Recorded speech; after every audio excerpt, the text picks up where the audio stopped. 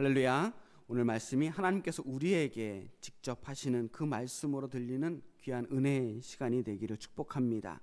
오늘은 호세아 선지자의 말씀을 함께 나눠보려고 합니다. 호세아 선지자는 북이스라엘 여로보암 2세 때 그러니까 한 기원전 745년경부터 북이스라엘이 멸망하기 전까지 한 20여 년 동안 활동했던 예언자입니다. 우리가 알고 있는 대부분의 예언서들은요, 보통 이 호세아가 활동하던 요 시기를 전후로 해서 활동했던 역사가 있습니다. 그리고 북이스라엘 남유다가 멸망하기 직전부터 포로로 잡혀갔던 그 시기가 바로 예언자들의 시대입니다. 출애굽 이후에 사사기 시대와 사울과 다윗의 시대를 그리고 솔로몬 시대까지 지나갈 때까지 정말 은혜가 충만한 시간이었습니다. 그러다가 마침내 이스라엘이 남북으로 분열되게 됩니다. 그리고 하나님께서 세워주신 이 약속의 땅이 점점 더 하나님을 멀리하게 되는 결과가 나옵니다. 예언자의 시대는 바로 그런 시대였어요.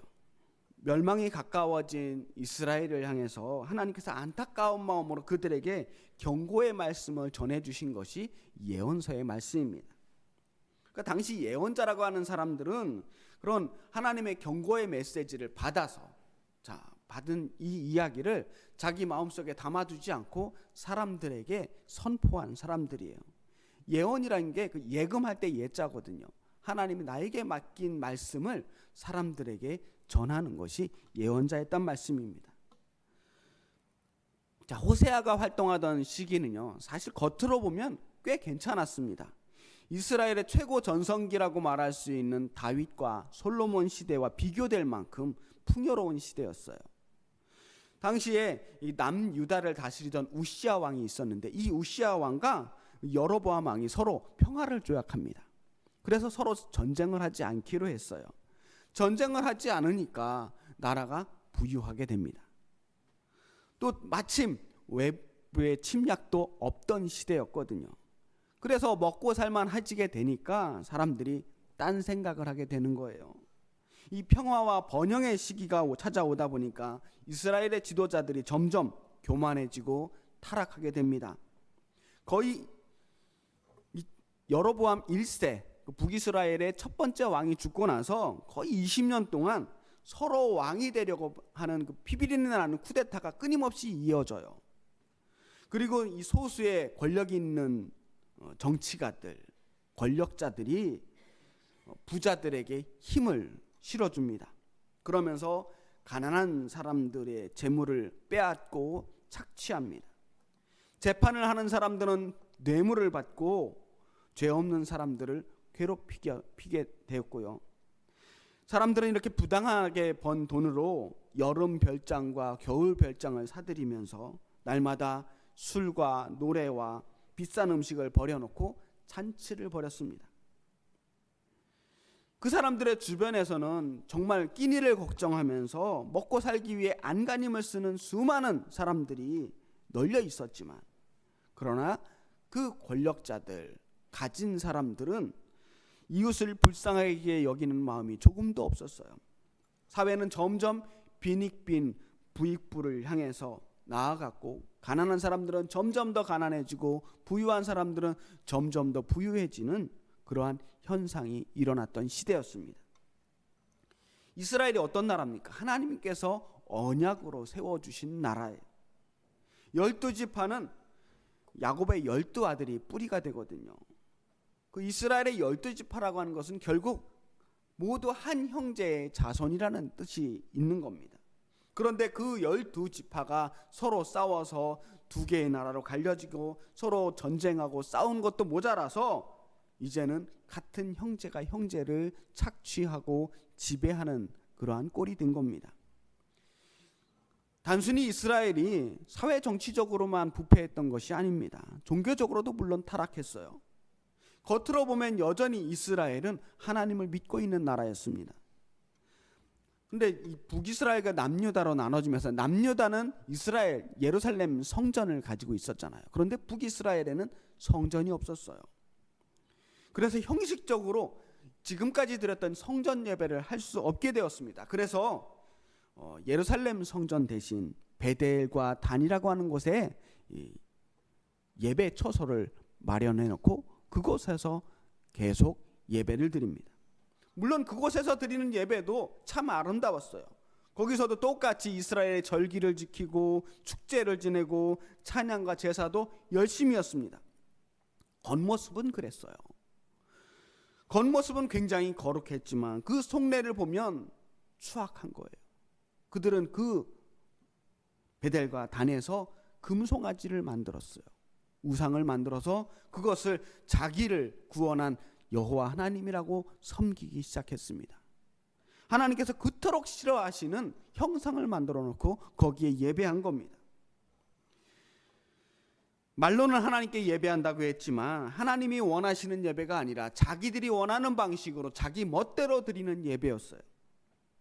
게다가 그들이 하나님을 섬긴다고 말로는 또 그렇게 이야기했지만 또 한편으로는 그 하나님을 섬긴 그 단에서 바울을 섬기고 온갖 미신들을 섬기고 점을 치며 온갖 우상들을 섬기기 시작했어요. 그래서 마침내는 하나님께서 이 이스라엘을 심판할 계획을 세우시게 된 겁니다. 오죽하면 그러셨겠어요. 바로 그때가 예언자들의 시대였다는 거예요.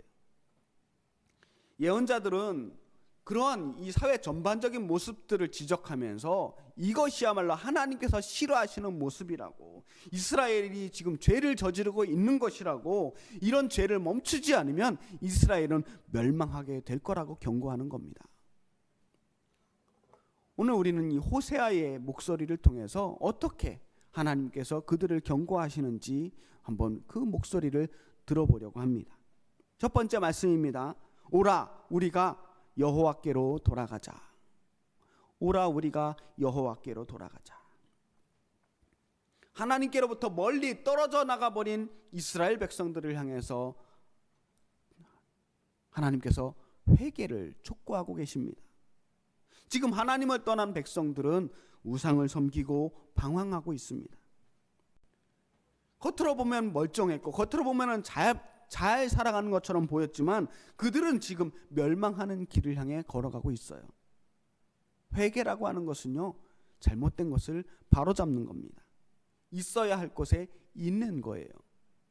이스라엘이 죄가 있어야 할 곳, 하나님 앞에, 여호와 앞에 있어야 하는데 그들이 그곳을 떠난 것이 죄라고 한다면 회개는 다시 여호와께로 돌아가는 게 회개라는 거예요. 원래 있어야 할 곳으로 돌아가자. 그런데 우리가 여호와께로 돌아가자라고 이야기했을 때 단순히 우리가 여호와 앞에 돌아가서 예배 한번 드리자고 하는 것이 아닙니다. 교회 안 나오는 사람들한테 교회 좀 나와라 라고 이야기하는 게 아니에요. 한번 출석으로 한번 예배 드리는 걸로 온전한 회개가 될 수 없어요. 여호와께로 돌아간다라고 하는 것은 우리의 소속이 바뀌는 거예요. 내가 지금 누구 편에 서 있느냐, 내 편이 바뀌는 게 여호와께로 돌아가는 겁니다. 지금까지 내가 나의 친구, 나의 주인, 나와 한 편이었다고 생각했던 그 모든 세계를 떠나서 하나님 편으로 온전히 돌아서는 것이 하나님께로 돌아가는 거예요. 지금까지 속해 있던 나의 세계를 바꿔내는 겁니다. 종교적으로만 하나님 앞에 예배하는 것이 아니라 내 삶의 모든 태도가 변화되어야 한다는 거예요. 그게 회심이에요. 1절 말씀 뒤에 부분을 보면 여호와께서 우리를 찢으셨으나 도로 낫게 하실 것이요 우리를 치셨으나 싸매어 주실 것임이라. 하나님을 떠난 백성들은 대가를 치르게 되어 있어요. 여호와께서 우리를 찢으셨다라고 하는 것은 그들이 하나님을 떠났기 때문에 이스라엘 민족이 분열되었다라고 하는 겁니다. 그것이 하나님의 심판이고 형벌이라고 생각될 수도 있겠죠. 근데 사실 저는 우리를 사랑하시는 하나님께서 그렇게 잔인하고 폭력적인 방법으로 우리를 심판하신다는 것을 쉽게 믿을 수가 없습니다. 그렇다고 하나님의 심판 자체를 부정하는 것이 아니라 적어도 제가 믿는 하나님은 그렇게 속 좁고 무서운 분이 아니거든요. 정말 하나님이 찢으셨다라고, 하나님이 심판하셨다라고 이야기하시는 이 말씀의 본질은 무엇인가?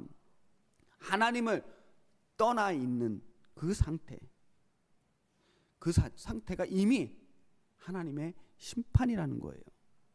하나님을 떠난 순간, 하나님의 정의를 떠난 순간 이미 우리는 찢겨지고 상처받는 존재입니다. 집 나간 아이는요, 아버지가 따로 벌 주지 않아도 이 세상의 모든 고난과 위험에 고스란히 노출되게 돼 있어요. 아버지가 벌 준 게 아니에요. 자기가 집을 나가서 고생을 자처하는 겁니다. 그렇게 이스라엘이 하나님을 떠났을 때 스스로 찢겨져 버렸어요. 그런데 하나님께로 돌아오면, 여호와께로 돌아오면 하나님께서 그들의 그 찢겨진 상처들을 도로 낫게 하시고 싸매어 주시고 회복시켜 주시겠다라고 하는 약속의 말씀입니다. 하나님께로 돌아올 때 그 일들을 하나님께서 해주시겠다고 하는 약속인 거예요. 이제 2절 말씀 보겠습니다. 여호와께서 이틀 후에 우리를 살리시며 셋째 날에 우리를 일으키시니 우리가 그의 앞에서 살리라. 이틀 후에 살리시고 셋째 날에 일으키시겠다. 이 말을 우리가 들으면요, 거의 기계적으로 우리는 예수님의 부활 사건과 연관 지어서 생각하게 됩니다. 3일 만에 부활하신 예수님이 떠오르잖아요. 물론 그렇게 해석하는 것이 가능하기도 한데 지금 호세아가 선포하던 이 시대는 예수님을 상상할 수 있는 시대가 아니잖아요. 호세아가 이 말씀을 전했을 때는 그냥 단순히 얼마 지나지 않아서 하루 이틀, 이제 곧 하나님께서 이스라엘을 일으켜 주시겠다라고 하는 말로만 이해해도 괜찮을 것 같습니다.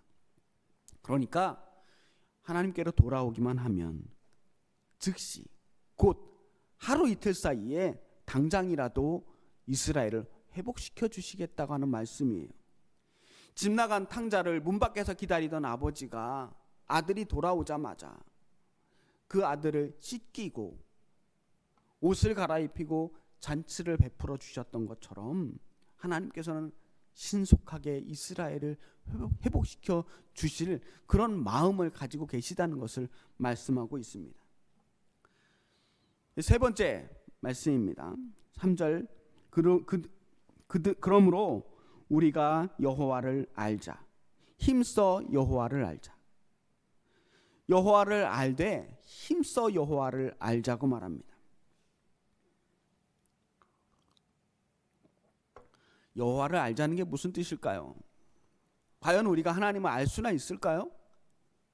우리가 이 조그마한 머리로 하나님을 알면 얼마나 알 수 있을까요? 우리가 아무리 애써도 사실 하나님은 이해할 수 있는 존재가 아니거든요. 아무리 신학책을 많이 읽고 아무리 성경책을 몇백 번을 읽는다고 하더라도 내가 감히 하나님을 내가 안다라고 말할 수 없다는 거예요. 하나님께서는 이 넓은 우주를 창조하신 분이라고 우리가 고백하잖아요. 우주적인 하나님이에요. 이 우주를 우리가 그 크기조차도 헤아릴 수 없는 무한하게 거대한 이 존재를 창조하신 분이 하나님이라고 한다면 우리는 그 우주에서 먼지보다도 작은 이 조그마한 행성 그 속에서도 정말 티끌보다도 작은 존재로 이 연약한 생명체가 어떻게 이 우주적인 존재를 알 수 있을까? 오늘 우리 말씀에서 여호와를 안다라고 했을 때 이 안다라고 하는 말은 히브리어로 야다라고 하는 동사를 씁니다. 이 동사는요, 단순히 어떤 것을 피상적으로 알거나 우리가 신상 파악하듯이 어떤 얕은 지식으로 깨달는 정도의 알다가 아닙니다. 상대방과 직접적으로 관계를 가져서 그 관계를 통해서 그 상대방의 본질을, 그 상대방의 속속 깊은 곳까지 이해하고 깨닫는 것을 안다라고 말합니다. 그래서 이 야다라고 하는 동사는 주로 부부 사이의 관계를 이야기할 때에 야다라고 하는 동사를 쓰는 거예요. 마치 부부가 함께 부대끼면서 그 사람의 모든 것을 속속들이 온전히 알아가는 것, 그것이 성경이 말하는 야다예요. 우리가 전쟁을 안다라고 이야기할 때 그것은 단순히 전쟁이 누가 이기고 누가 지느냐라고 하는 어떤 계산적인 수치로 이야기하는 것이 아니라 그 전쟁, 치열한 전쟁터 안에서 얼마나 수많은 가정이 깨지고 수많은 사람들이 죽어가고 상처받는지 그 모든 끔찍한 현장들을 몸으로 경험하며 가슴으로 느끼는 것을 전쟁을 안다라고 이야기하는 거예요. 이스라엘 백성들이 하나님을 안다라고 이야기할 때도 마찬가지입니다. 사실 이스라엘 백성들은 아주 어렸을 때부터 늘 그냥 귀에 못이 박히도록 하나님에 대해서 듣고 자랐어요. 하나님에 대한 지식은 많이 알았지만 그러나 그들의 지식이 그들의 삶이 되지 않았어요. 머리는 커졌지만 하나님을 알지는 못했다는 겁니다. 전능하신 하나님을 안다고 말했지만 그러나 하나님을 경외하지 않았습니다. 정의의 하나님을 안다고 말했지만 그들의 삶은 전혀 정의롭지 않았어요. 사랑의 하나님을 안다고 말했지만 그들은 이웃을 사랑하지도 않았습니다. 입술로는 하나님을 안다고 말했지만 그들의 삶은 하나님을 아프게 하고 거역하며 하나님을 떠나 살았던 사람들입니다. 사실은 그 사람들은 하나님을 알지 못했던 거예요. 그래서 호세아가 외치는 겁니다. 그러므로 우리가 여호와를 알자. 힘써 여호와를 알자. 하나님을 알아야 돼요. 어쩌면 우리는 아무리 애쓰고 노력해도 하나님을 온전히 알 수는 없을지 모릅니다. 하지만 우리가 힘써 여호와를 알아야 돼요. 여기서 힘써라고 말하는 것은 누군가를 쫓아가서 잡을 때 쓰는 말이에요. 열심히 추적해서 누군가를 잡기 위해서 끝까지 달려가는 그 모습을 힘써라고 말한답니다. 도둑놈을 잡으려고 뒤에서 쫓아가는데 설렁설렁 뛸 수 없잖아요. 그래서 온 힘을 다해서 힘써 달려가는 겁니다. 하나님을 안다는 것도 그런 거예요.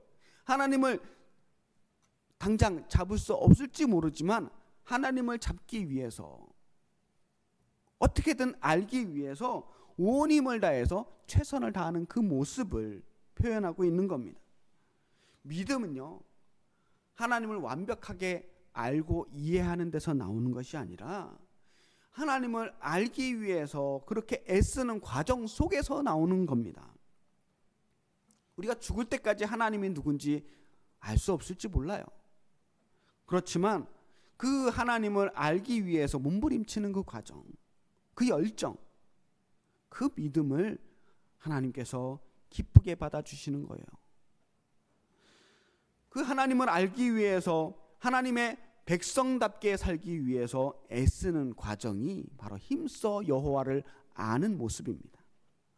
하나님처럼 정의롭게 되기 위해서, 하나님처럼 사랑하기 위해서, 하나님처럼 거룩해지기 위해서 안간힘을 쓰는 그 모습, 그러한 삶의 태도, 그런 과정 속에 하나님께서 임하신다는 것입니다. 계속해서 읽을게요.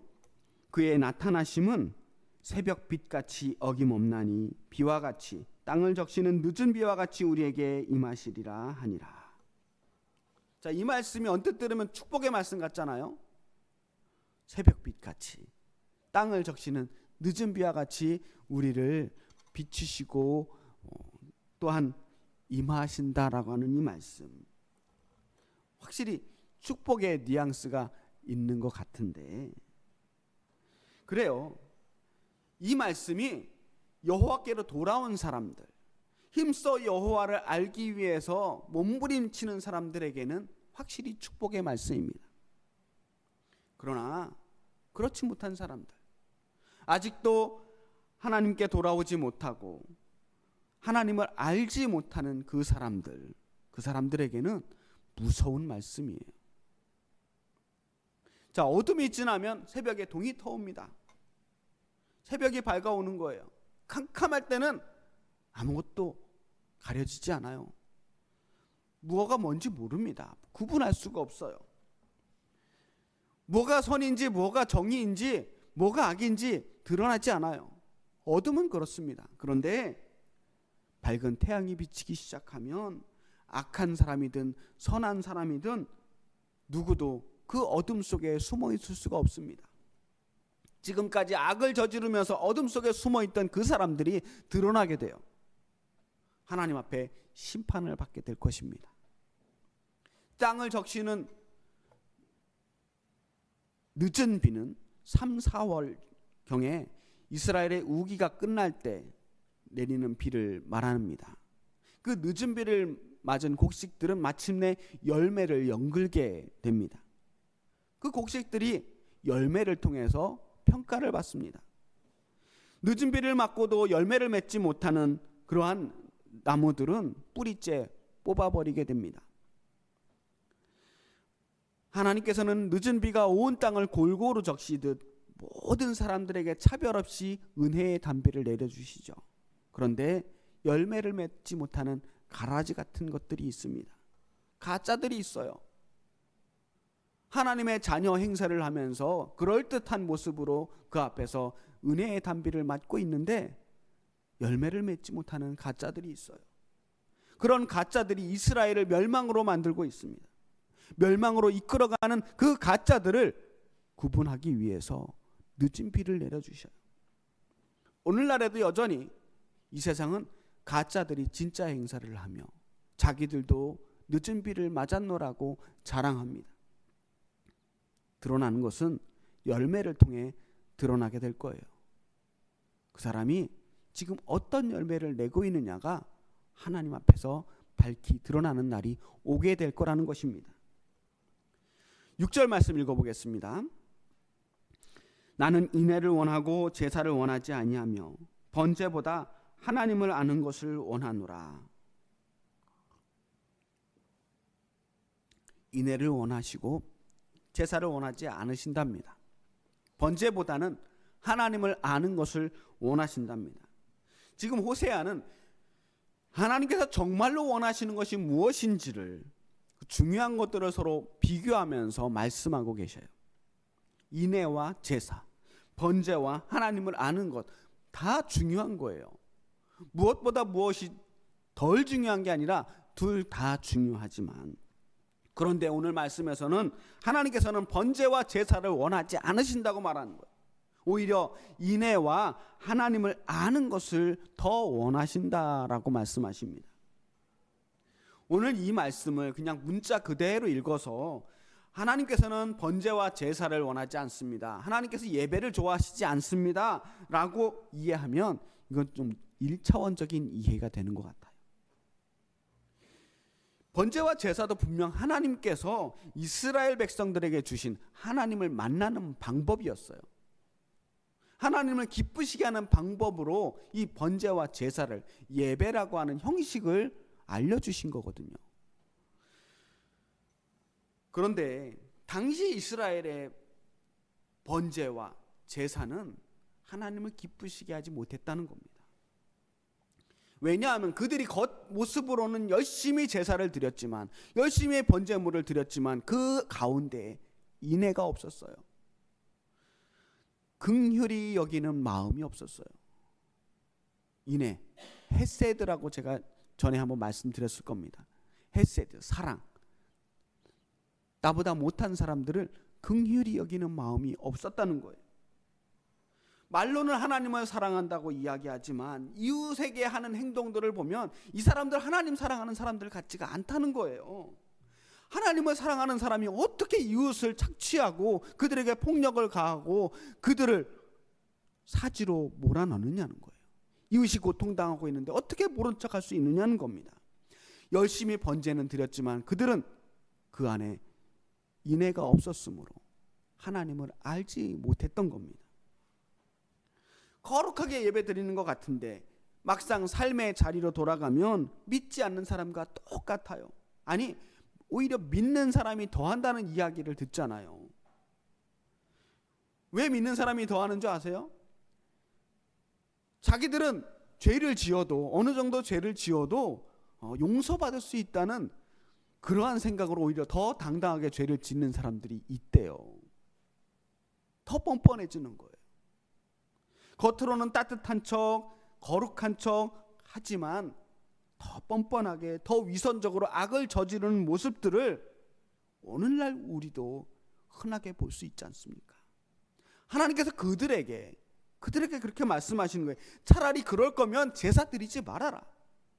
그러려면 차라리 번제를 드리지 말아라. 그런 가식적인 모습을 가지고 내 앞에서 번제와 제사를 드리는 모습이 역겹다는 거예요. 오늘날 이 땅에도 지금 이 순간에도 수많은 사람들이 예배를 드리는데 그 가운데 그런 역겨운 예배들이 있지 않겠습니까? 오늘날 소위 거룩하다고 자처하는 사람들이 이 세상에서 저지르는 그 악한 일들을 보면 하나님께서는 오늘날 우리에게도 똑같이 말씀하실 거예요. 나는 사랑을 원하고 예배를 원하지 않는다.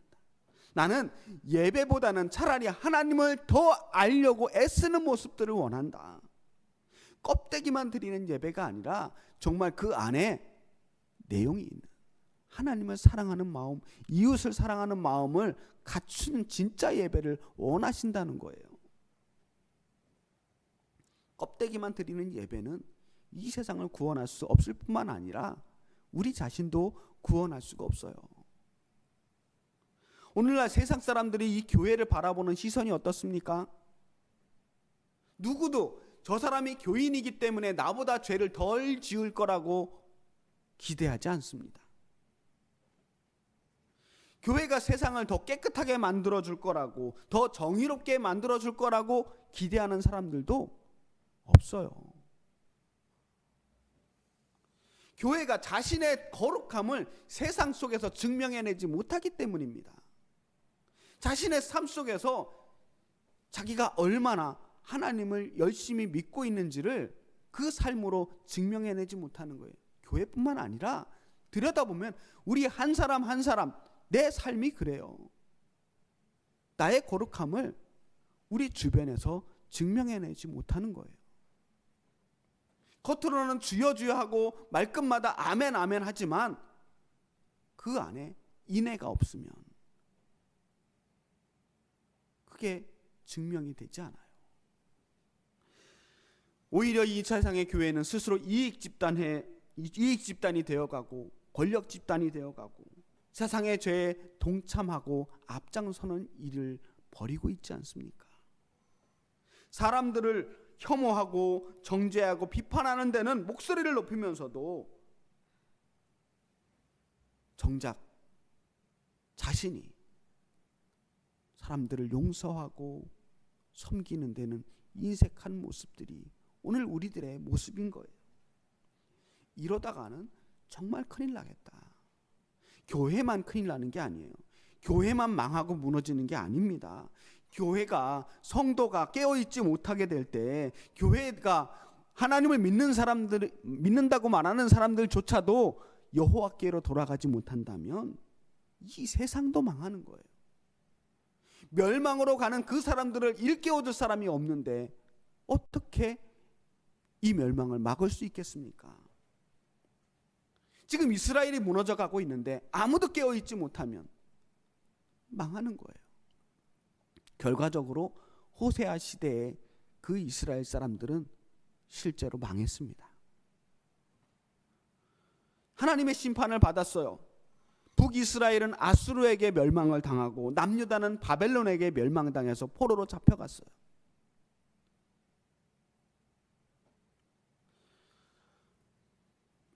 그들은 하나님을 거역한 죄로 그야말로 처절한 회개의 시간을 보내야만 했습니다. 그렇다면 오늘 우리에게 이 예언자의 말씀은 어떤 의미가 있을까요? 사실 그 시대에는 그 시대에 그 사람들은 다 벌받았고 회개했고 자기의 어떤 죄값을 받았다고 한다면 오늘 우리에게 이 말씀은 어떤 의미가 있을까요? 오늘날에도 우리가 이 예언자의 목소리에 귀를 기울여야 하는 것은 이 예언자의 선포되던 이 말씀이 오늘날 우리들에게도 여전히 의미가 있기 때문이에요. 왜냐? 그때 그 시절 살아가던 그 이스라엘 백성들의 죄악된 모습이 오늘 이 땅에 우리 한국, 대한민국의 교회의 모습과 이 사회의 모습과 너무나도 닮아 있기 때문입니다. 이 시대, 성경 시대는 벌써 2500년 전의 시대인데 이상하게도 우리들이 사는 세상과 크게 다르지 않아요. 그래서 그때 그 말씀이 우리에게도 똑같이 들리는 거예요. 망해가는 이 세상을 구원하기 위해서 이제라도 우리는 여호와께로 돌아가야 합니다. 하나님을 힘써 알려고 몸부림쳐야 됩니다. 어떻게든 하나님의 뜻대로 살기 위해서 우리 나름대로 몸부림쳐야 돼요. 껍데기뿐인 예배가 아니라 우리 모든 삶이 예배가 되기 위해서 우리 삶이 정말 하나님을 기쁘시게 하는 예배가 되기 위해서 여기 일주일에 1시간이 아니라 일주일의 모든 삶이 하나님을 기쁘시게 하는 삶이 되게 하기 위해서 몸부림쳐야 된다는 거예요. 나 혼자 살기 위해서가 아니고 나 혼자 구원받기 위해서가 아니라 이 땅을 살리고 이 땅의 교회를 살리기 위해서 내가 먼저 그렇게 하나님께로 돌아가야 하는 겁니다. 누군가는 먼저 돌아가야 돼요. 우리 모두 우리 있어야 할 곳 여호와 앞에서 날마다 우리를 바로 세우면서 하나님을 알기에 힘쓰는 그런 사랑하는 엘림교회 성도님들이 되시기를 주님의 이름으로 축복합니다. 기도하겠습니다.